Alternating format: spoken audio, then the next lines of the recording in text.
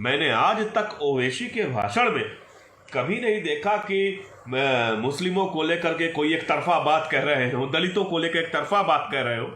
वो बात जब भी करता है हिंदुस्तान की करता है, हिंदू मुस्लिम भाईचारे की करते हैं। वो इतना जहीन आदमी, पढ़ा लिखा, लंदन से पढ़ा हुआ है। उसके अलावा उसकी आप कभी बॉक्सिंग रिंग में उतरते हो ओवैसी को देखिए, कभी जब वो बहस करता है तब देखिए। वो जो किताबें दिन रात पढ़ने वाला आदमी, तो जो मन में, हृदय में, अंदर भीतर छुपा के रखते हैं मोदी जी को, जेपी नड्डा को, अमित शाह को, तमाम दल ऐसे हैं। बहुजन समाज पार्टी एक बड़ा उदाहरण रही है आप लोगों के सामने। या लोग जो लोग भयभीत हैं बीजेपी से, वो लोग असदुद्दीन ओवैसी का विरोध करते हैं।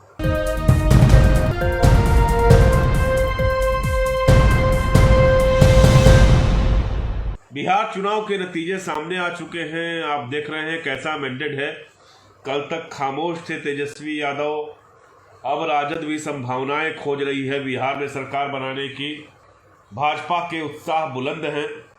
नीतीश कुमार की प्रेस कॉन्फ्रेंस का इंतजार करने को मैंने आप लोगों से कहा था। आप लोगों ने देखा नीतीश कितने बुझे थे। उन्होंने साफ कहा कि मैं मुख्यमंत्री बनने के लिए कोई बड़ा दावा नहीं कर रहा, न मैं ऐसा सोच रहा हूं। लेकिन मैं ये जो सबसे बड़ी बात गौर कर रहा हूं, ये चुनाव नतीजे कांग्रेस के खिलाफ गए। तमाम दावों के बावजूद, एक बेहतरीन मुद्दों के बावजूद महागठबंधन को सफलता नहीं मिली। लेकिन सारा ठीकरा जो है केवल एक आदमी पर फोड़ा जा रहा है, और वो आदमी कौन है? असदुद्दीन ओवैसी। बड़ा आश्चर्य होता है मुझे। दरअसल असदुद्दीन ओवैसी का विरोध केवल भाजपा नहीं करती। जो लोग देश में धर्मनिरपेक्षता की बात करते हैं, सेकुलरिज्म की बात करते हैं, वो सारे लोग असदुद्दीन ओवैसी का जमकर विरोध करते हैं, कोई मौका नहीं छोड़ते। संजीव भाई भी शायद देख रहे होंगे, कुछ लोग कहते हैं कि उनको कि वोट कटवा हो गया है, कोई कहता है कि बीजेपी की बी टीम है, और तमाम क्या क्या आरोप लगाए जाते हैं। दरअसल इस देश के युवाओं ने, इस देश के नागरिकों ने देश की राजनीति को समझना जुम्मा 5-6 साल में शुरू किया है, जब से मोदी की सरकार आई। जब मोदी जी की सरकार आई तो देश की जनता को लगा, सरकार इसीलिए आई भी कि बहुत समय तक सह लिया गया, बहुत समय तक कहीं सरकार कांग्रेस, कोई सरकार आती थी गिर जाती थी, फिर कांग्रेस। अब ऐसा करते हैं कि अब देश में हिंदुओं की सरकार बनाते हैं, हिंदुत्व आएगा अब, और फिर बीजेपी की सरकार बना दी गई। तो दरअसल 2014 के पहले क्या हुआ देश की राजनीति में, अगर ओवैसी को समझना है तो उनको समझना होगा।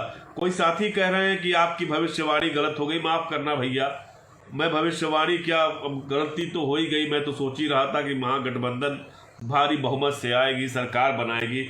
हमको क्या मालूम था कि बिहार की जनता जो है वो बेरोजगारी के मुद्दे, भूखमरी के मुद्दे सबको छोड़ करके सिर्फ और सिर्फ हिंदुत्व के नाम पर वोटिंग करेगी, धर्म के नाम पर वोटिंग करेगी, जाति के नाम पर वोटिंग करेगी। और तमाम लोग तो आरोप लगाते हैं कि यादवों ने भी बिहार के बड़े पैमाने पर जहां मुस्लिम कैंडिडेट खड़ा था वहां बीजेपी को वोट दे दिया। मैं ये सब नहीं मानता।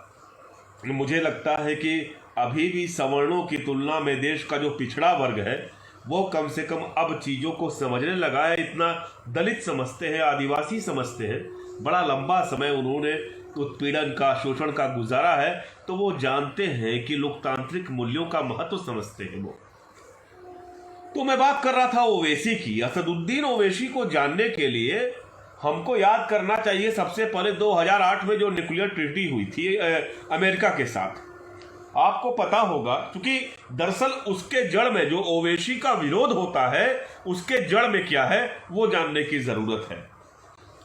तो 2008 में जब अमेरिका के साथ ट्रीटी हुई थी, मनमोहन सिंह सरकार थी, उन्होंने कहा था कि भैया ऐसा है कि अमेरिका ने कहा ठीक है आपने बना लिया न्यूक्लियर बम, ठीक है, लेकिन हम आपके जांच करेंगे कि आपके यहाँ ऐसा तो नहीं कि न्यूक्लियर वेपन्स भी मौजूद हैं। बड़ा विरोध हुआ। वामपंथी दलों ने कहा कि आप अमेरिका के कदमों में जाकर गिर गए हैं, क्योंकि विश्व की राजनीति उस वक्त ऐसी थी, परिस्थितियां वैसी थी हमें विकास करना था, आज का हिंदुस्तान बनाना था। मुझे लगता है मनमोहन सिंह ने ठीक किया। मनमोहन सिंह ने ऐसा नहीं हुआ कि मनमोहन सिंह को कभी अमेरिका ने धमकी दे दी, बुश ने धमकी दे दी कि नहीं दवा नहीं दोगे, ये नहीं दोगे तो ये कर देंगे। जिस तरह से धमकी मिली थी मोदी जी को, आप लोगों को याद होगा, ट्रंप ने कितना तगड़ा चुनौती दिया था। उसके बाद हमने दवा दे भी दी। क्लोरोक्वीन को लेकर के जिस तरह से ट्रंप ने धमकी दी थी, वो धमकी मैं नहीं भूला हूं, आप लोगों को भी याद रखना चाहिए, नहीं भूलना चाहिए। तो दरअसल वो समझदारी की बात थी कि हाँ, न्यूक्लियर ट्रीटी पे समझौता कर दिया मनमोहन सिंह ने। वामपंथी दलों ने कहा कि हम समर्थन वापस लेंगे कांग्रेस सरकार से। 2008 की बात है। मुलायम सिंह यादव भी लग गए, कहे कि नहीं, किसी भी कीमत पर हम समर्थन वापस लेंगे। मुलायम सिंह ने भी सोचा कि जो भी पार्टियां हैं छोटी मोटी, वो सब के सब मुलायम सिंह उसकी वो कर रहे थे। और हुआ ये कि असदुद्दीन ओवैसी ने कहा कि ना, मसला देश का है, हम किसी कीमत पर ये नहीं चाहेंगे, किसी कीमत पर भी ऐसा नहीं चाहेंगे कि बीजेपी की सरकार आए और लाल कृष्ण आडवाणी देश के प्रधानमंत्री बने। असदुद्दीन ओवैसी ने कहा था उसको लेकर के। जब ओवैसी ने ऐसी बात कहना शुरू की, सारे के सारे वामपंथी दल उनके खिलाफ हो गए। 4 बार के लोकसभा सांसद हैं, 2 बार विधानसभा सदस्य भी रहे हैं। और उसके बाद उस मुद्दे पर कांग्रेस के समर्थन करने का नतीजा यह निकला कि ओवैसी ने जब 2009 में लोकसभा चुनाव लड़े, पूरे के पूरे वामपंथी दल, सियासत डेली कोई अखबार था, उसका संपादक खड़ा था, मुझे याद आता है, उसका संपादक खड़ा हो गया ओवैसी के खिलाफ। वामपंथी दलों ने सपोर्ट कर दिया उनको। सोचिए कितनी बड़ी कीमत उस आदमी ने अदा की है कि भाजपा की सरकार ना आए। इसलिए इतना जहीन आदमी, पढ़ा लिखा, लंदन से पढ़ा हुआ है, उसके अलावा उसकी, आप कभी बॉक्सिंग रिंग में उतरते हो ओवैसी को देखिए, कभी जब वो बहस करता है तब देखिए।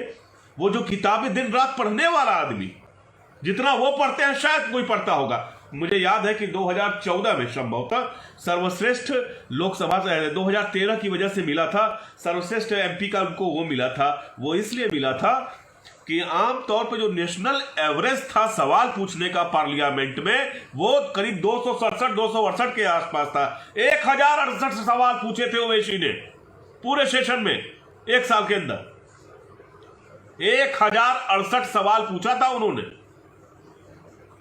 सोचिए उस आदमी को कितनी फिक्र होगी। और यह सच्चाई है। मैंने आज तक ओवैसी के भाषण में कभी नहीं देखा कि मुस्लिमों को लेकर के कोई एक तरफा बात कह रहे हो, दलितों को लेकर एक तरफा बात कह रहे हो। वो बात जब भी करता है हिंदुस्तान की करता है, हिंदू मुस्लिम भाईचारे की करते हैं वो। माने, अच्छा एक बात और, इनको डर क्यों लगता है? क्योंकि वो जानते हैं इन वामपंथी दलों को और तमाम पार्टियां को जो उनका विरोध करती हैं, उनको वो दो धक्का लगा था 2008 में, वो अब तक याद है। और लोगों को पता है कि ये आदमी लोकतांत्रिक मूल्यों के लिए, समाजवाद के लिए किसी का भी हाथ पकड़ लेगा, ये बीजेपी को नहीं आने देगा। तो जो मन में, हृदय में, अंदर भीतर छुपा के रखते हैं मोदी जी को, जेपी नड्डा को, अमित शाह को, तमाम दल ऐसे हैं। बहुजन समाज पार्टी एक बड़ा उदाहरण रही है आप लोगों के सामने। या जो लोग भयभीत हैं बीजेपी से, वो लोग असदुद्दीन ओवैसी का विरोध करते हैं। सोचने की बात है। जब आंध्रा में चुनाव, मैं फिर से कह रहा हूं, 2009 में लड़े तो तेलुगु देशम पार्टी, तमाम लोग, तमाम संगठन, उनके वामपंथी दल, सब के सब उस आदमी के खिलाफ हो गए थे। क्या गलत करता है वो, ये बताइए? कौन सी गलती करता है? हमेशा पाकिस्तान गया उसने जाकर के मणिशंकर अय्यर के साथ, मैंने लाइव डिबेट देखा है, शायद कहीं आपको टीवी पे मिल जाए। साफ साफ बोला, किसी भी कीमत पर आप भारत के मुद्दे पे क्या बोलते हो भाई? हम भारत में हिंदू मुसलमान भाई भाई हम सलट लेंगे, तुम अपना देखो। आप शाह आलम समझ रहे होंगे, दरअसल हम अच्छे पॉलिटिशियंस को स्वीकार नहीं करना चाहते, और खासतौर से वो अल्पसंख्यक हो, दलित हो, तो हम उसको तमाम अवसरवादियों को स्वीकार कर लेंगे। हम रामविलास जी को स्वीकार किए, चिराग को स्वीकार कर लिए, लेकिन हम असदुद्दीन ओवैसी को स्वीकार नहीं करेंगे। क्यों नहीं करेंगे? प्री पोल अलायंस नहीं किया इसलिए नहीं करेंगे। पहला आदमी है, चुनाव पिछली बार 2000, मुझे याद है कि 2015 में 1 सीट नहीं जीता था उन्होंने, 5 सीट जीता, जमीन खड़ा करी, कैडर बनाया। आप लोगों को पता नहीं होगा, जब मैं देखता हूं कुछ मेरे साथी सीमांचल के हैं, हसन जावेद जैसे, वो जिस तरह की एक बात और जान लीजिए, वो अब उनके विधायक काम ना करे तब आप बताइएगा, सबसे बेहतरीन काम करेंगे MIM के विधायक। ये 5 साल अगले आप देख लीजिएगा इस चीज को। यह बात लोग जानते ही नहीं, समझना ही नहीं चाहते। किसी व्यक्ति का इस कदर विरोध वोट कटवा है, वो उसको मजाक समझ रखे हो, किसका बेटा है वो पता है, किस व्यक्ति का बेटा है वो, किस परिवार का है उसको पता है, उसको पैसे की कमी है। जाकर देख लीजिए डिक्लेरेशन उनका, कितने करोड़ रुपए हैं उनके खाते में। वो पैसे के लिए चुनाव नहीं लड़ रहा, उसको अपना व्यवसाय नहीं चलाना है। एक आदमी कोई कह रहे थे, कोई मुस्लिम भाई कह रहे थे कि व्यवसाय के लिए अपना वो ये सब कर रहे हैं। कौन सा व्यवसाय? बिहार जैसे गरीब राज्य में कौन सा व्यवसाय करेंगे? पहला आदमी है, चुनाव का नतीजा घोषित हुआ, राजद से साफ साफ कहा कि नहीं, मैं महागठबंधन, लालू जी मैं आपके साथ खड़ा हूं, लालू जी मैं आपके साथ खड़ा हूं, लेकिन यह मत सोचिएगा कि डर के खड़ा हूं। इसलिए खड़ा हूं क्योंकि बीजेपी सत्ता में ना आए, इसलिए खड़ा हूं। और वो आदमी संगठन खड़ा करना जानता है। उत्तर प्रदेश में भी पिछली बार विधानसभा चुनाव में उनकी आपने देखा था क्या स्थिति रही थी। लेकिन देखिएगा, अगर यूपी में कल को ओवैसी सीटें जीत के ना ले आए तो कहिएगा आप हमसे। अब तो उनकी पार्टी का और विस्तार होगा। सीमांचल में 5 जीते हैं, अगली बार विधानसभा चुनाव होगा 25 जीत जाएंगे। तो ओवैसी की राजनीति को समझने की जरूरत है। उनके लिखे लेखों को पढ़िए, आप उनके भाषण सुनिए। आप कहीं से भी आपको नजर आता है उसमें सांप्रदायिकता का अंश आता है, कहीं में भी उनको चालाकी नजर आती है, कहीं से आपको ये लगता है कि वो भाजपा, माने ये तो अति है यार। जिस आदमी ने अपना पूरा कैरियर दांव पे लगा दिया भाजपा के विरोध के लिए, पूरी राजनीति उसके भाजपा के विरोध पे है, बार बार बार बार तमाम तरह के विरोध उसका। ये क्या है? मुस्लिम है इसलिए भाजपा के साथ चला गया, चुनाव में खड़ा हो गया दूसरे राज्य से आकर के, इसलिए वो भाजपा के साथ चला गया। ये इस किस्म की राजनीति नहीं करनी चाहिए, ये गलत बात। वो बिल्कुल अलग टाइप का ऐसा मैंने देखा ही नहीं। पार्लियामेंट में जब वो बहस करते हैं तब देखिए, उनके बाद एक बात और बताऊं जो शायद आप लोगों को नहीं पता होगा। तमाम पार्टी के राष्ट्रीय अध्यक्ष ऐसे हैं कि अगर आप उनसे मिलने की कोशिश करिए तो आपको लगेगा कि अरे भगवान, कैसे मुलाकात हो जाए। जिस वक्त भाजपा सत्ता में नहीं थी, मुझे याद है कि मैंने, अब नड्डा जी अध्यक्ष बने हैं, सत्ता में नहीं थी, 2013 की बात है, मैं नड्डा जी से मिलने गया, मुझे 25 से 30 मिनट इंतजार करना पड़ा। ओवैसी जी को एक बार फोन किया, उन्होंने कहा तुरंत आ जाइए, कोई बात नहीं। तो यार बड़े कहने की बात है, वो इतना सुगम है, उसके कंस्टिट्यूएंसी के लोग इतना जल्दी आसानी से मिल सकते हैं।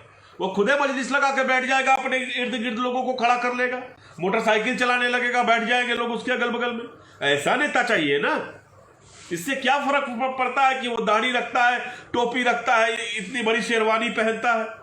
जाकर देखो बॉक्सिंग रिंग में जब उतरता है, टी शर्ट पहन करके जाकर देखो, शर्म आएगी या क्या अपनी पर्सनालिटी पर शर्म आएगी जब उसकी पर्सनालिटी देख लोगे, जब वो बॉक्सिंग रिंग में बॉक्सिंग करता है। शानदार नेता। और हमें यह सब, ये दरअसल हमारी छोटी सोच को बताता है। हमने कुछ लोगों को, मैं एक बात बार बार कहता हूं, केवल भाजपा में नहीं, देश के तमाम राजनीतिक दलों में एक मोदी कोई व्यक्ति का नाम नहीं है खाली। मोदी जी, नरेंद्र मोदी एक व्यक्ति है। उनका जो अक्स है, अक्स, वो तमाम राजनीतिक पार्टियों में दिखाई देता है। तमाम लोग जो धर्मनिरपेक्षता की बात करते हैं उनमें दिखाई देने लगा और नजर आता है साफ साफ। अरे यार सब तो ठीक है, लेकिन मुस्लिमों का मन नहीं बढ़ना चाहिए। मालूम हुआ कि वामपंथी पार्टी की है। अरे यार क्या मन बढ़ना क्या होता है? क्यों नहीं मन बढ़ेगा? क्यों इस देश के हिंदुओं का, इस देश के मुसलमानों का, जो इस देश के स्वतंत्र नागरिक हैं, इस देश की नागरिकता ले रखे हैं, उनका मन क्यों नहीं बढ़ना चाहिए? आजाद भारत के हिंदुस्तानियों का, जिसमें हिंदू मुस्लिम सिख ईसाई सब है, मन क्यों कर नहीं बढ़ना चाहिए? मन बढ़ा के रखना चाहिए, मन को छोटा करके नहीं रखना चाहिए। बढ़ने दो मन। असदुद्दीन ओवैसी का आज देखा कि टीएमसी का कोई बोल रहा था, एमपी है कि विधायक है कि प्रदेश अध्यक्ष है, वो बोल रहा था कि ओवैसी बीजेपी को वो कर रहे हैं। क्या किया है तुमने? हम नहीं जानते हैं, नहीं बोलते हैं टीएमसी के बारे में, तो क्या सोच रखा है तुमने? ममता बनर्जी, यह सच्चाई है, बीजेपी नहीं है, लेकिन यह सच्चाई है पूरे बंगाल में। अगर उनकी पराजय होती है तो केवल इसी वजह से होगी। दरअसल वो मोदी का रीमेक है। अगर जिस तरह से मोदी जी हैं यहां पे केंद्र में, उसी तरह से ममता बनर्जी है, उसी तरह का व्यवहार कर रही है, उसी तरह की चीजें कर रही है। जो उनकी पार्टी का समर्थन करे, वाह वाह वाह वाह वाह वाह, जो विरोध करे लगा दो अपने कैडर को उनके पीछे, जीना मुहाल कर दे उसका। सारी सुविधाएं उनके लिए है जो टीएमसी के समर्थक हैं। क्यों नहीं अराजकता मचेगी? जनता कब तक बर्दाश्त करेगी भाई? गलती तुम्हारी है, उसमें असदुद्दीन ओवैसी क्या कर लेगा? एक आदमी के खिलाफ ऐसी राजनीति नहीं होनी चाहिए। यह बात ठीक नहीं लगती, यह बात सही नहीं है, बिल्कुल सही नहीं है। उस जहीन पढ़े लिखे आदमी को देश को सुनना चाहिए। असदुद्दीन ओवैसी बेईमान नहीं है। और मैं बार बार कहता हूं, मुझसे ये नहीं कहा सोचना चाहिए कि मैं किसी पार्टी का समर्थक हूं, बिल्कुल नहीं हूं। मैं केवल जर्नलिस्ट हूं, लेकिन जो इस देश के संविधान की इज्जत करते हैं, जो इस देश के लोकतंत्र में विश्वास रखते हैं, वो किसी पार्टी के हों, किसी दल के हों, सब के सब मेरे लिए महत्वपूर्ण है। हम चाहते हैं कि कम से कम यह गुंजाइश हम बचा के रखें, इतनी गुंजाइश बचा के रखें, सहृदयता नहीं छोड़ दें हम। अटल जी की सरकार थी, अटल जी से सहृदय थे कि नहीं थे? इस देश के मुसलमान उनसे प्यार करते थे अटल जी से। मैंने देखा है कि अटल जी के मौत पर, अभी अब तो बीजेपी की सरकार में उनकी मौत हुई है, मैंने अपने मुस्लिम मित्रों को उदास होते देखा है। यह सच्चाई है। तो यह सोचना देखिए बड़ा सीधा है कि हम जो दूसरों को बेवकूफ समझते हैं, चोर समझते हैं हर एक आदमी को, यह प्रवृत्ति छोड़ दीजिए। यह प्रवृत्ति ठीक नहीं है। ओवैसी की राजनीति को नजदीक से देखने की जरूरत है। ओवैसी जो अपनी कंस्टिट्यूएंसी में कर रहे हैं, जो लगातार लाखों वोटों से जीतते हैं, 1,97,000, 1,10,000 इस तरह के वोटों से वो जो जीतते हैं, उसको समझिए, उसको वहां जाकर के। खाली ऐसा थोड़ी नहीं है कि 70% मुस्लिम है इसलिए जीत जाते हैं। वो तमाम मुस्लिम उम्मीदवार उनके विपक्ष में खड़े होते हैं, लेकिन ओवैसी क्यों जीतते हैं, इस चीज को जानने की जरूरत है। सीमांचल में चले जाइए, बहुत पिछड़ा इलाका है, बहुत पिछड़ा इलाका है। मेरे मित्र हसन जावेद हैं, एक सीमांचल का पेज चलाते हैं फेसबुक पे, कभी जाकर देखिए, सीमांचल घूम के आइए। मैं गया था विधानसभा या लोकसभा चुनाव में, आपको समझ में आ जाएगा कि ओवैसी के जीतने की वजह क्या है। केवल ऐसा नहीं है कि मुस्लिम तुष्टीकरण करके वो जीत गए। मुसलमानों के पास राजद का एक बेहतरीन विकल्प मौजूद था, जिसके बारे में संभावना थी कि वो सरकार बना लेगी, महागठबंधन सरकार बना लेगी, लेकिन फिर भी ओवैसी को वोट देने के पीछे क्या है, इसको तो जानिए। जो कैंडिडेट्स हैं उनको तो पहचानिए, तब आपको समझ में आएगा कि दरअसल हम कितने संकीर्ण सोच से देख रहे हैं चीजों को। बिहार के इलेक्शन की एनालिसिस करिए। 7 उम्मीदवार इस बार, मुझे मालूम है कि 7 उम्मीदवार, पिछली बार मुस्लिमों की संख्या ज्यादा थी, 7 कम आए हैं इस बार जो चुनाव परिणाम आए हैं, उसकी वजह को तलाशिए। क्या बेहतर मुस्लिम उम्मीदवार तमाम राजनीतिक पार्टियों ने कम दिए? यह वजह नहीं है। बहुत सारी चीजें हैं और हमें लगता है कि इस संकीर्णता से बाहर आना होगा। हमको कम से कम MIM की सत्ता को बिहार में स्वीकारना पड़ेगा। असदुद्दीन ओवैसी को बतौर पॉलिटिशियन स्वीकार करना पड़ेगा और हमें अपने दिमाग से यह बात पूरी तरह से निकालनी होगी कि असदुद्दीन ओवैसी बीजेपी की बी पार्टी या वोट कटवा है। साहसी राष्ट्रीय अध्यक्ष है एक पार्टी का, बेहद साहसी।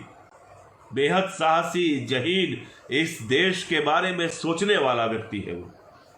इस तरह से किसी को बेईमान, जब असदुद्दीन ओवैसी गलत करेंगे सबसे पहले मैं हूंगा जो उनके खिलाफ बोलूंगा।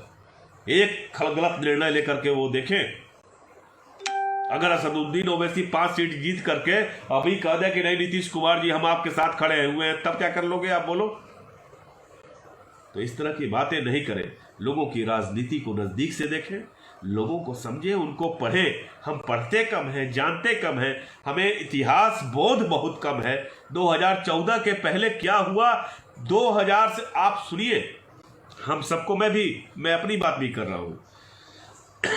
इमरजेंसी के बाद देश की राजनीति कैसे बदली, जब उसको आप जान लेंगे, समझ लेंगे, उसका अध्ययन कर लेंगे, तब आपको समझ में आएगा कि आज बीजेपी की सरकार क्यों है, आज तमाम राज्यों में सत्ता परिवर्तन क्यों मुश्किल हो रहा है, क्यों हम अपनी हार का ठिकरा असदुद्दीन ओवैसी और तमाम छोटी राजनीतिक पार्टियों को देते हैं। ये हमें समझ में आ जाएगा। हम सबको पढ़ना होगा, जानना होगा। राजनीति ये केवल 6 साल में नहीं बदली है, मोदी जी के आने के बाद नहीं बदली है, गुजरात दंगों के बाद नहीं बदली है, ये पिछले 30 सालों से, कम से कम 30 सालों से, 35 सालों से लगातार चीजें बदल रही हैं और हमको उन्हें जानने की कोशिश करनी चाहिए। तब हम समझ पाएंगे कि AIMIM का क्या महत्व है, तब हम जान पाएंगे कि ओवैसी की पॉलिटिक्स क्या है, तब हम जान पाएंगे कि वामपंथी दलों और तमाम पार्टियों में ओवैसी के विरोध की वजह क्या है। और इस बात को कहने में मुझे कोई भी ऐतराज नहीं है कि ओवैसी के खिलाफ माहौल बनाने का काम देश की वामपंथी पार्टियां कर रही हैं और ये 2008 का बदला ले रही है। यह सच्चाई है। सभी अहम खबरों के लिए न्यूज़ MX को सब्सक्राइब करें।